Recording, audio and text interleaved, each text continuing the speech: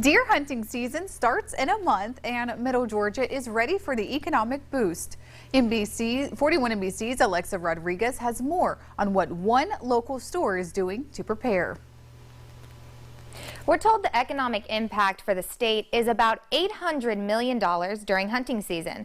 A Macon gun range owner says it also supports more than 11,000 jobs in Georgia. It's a huge industry. People don't understand that the socks you buy, the boots you buy, the pants, and the dinner you eat when the hunters come from out of state and out of town, that all adds to the economic plus. Georgia Wildlife Resources Division is hosting 8 statewide public meetings. One of those discussions was held tonight at the Monroe County Library. WRD will take some of those suggestions into consideration when finalizing its deer management plan. Deer hunting season begins September 13th for archery sportsmen. Gun users can start hunting deer on October 11th.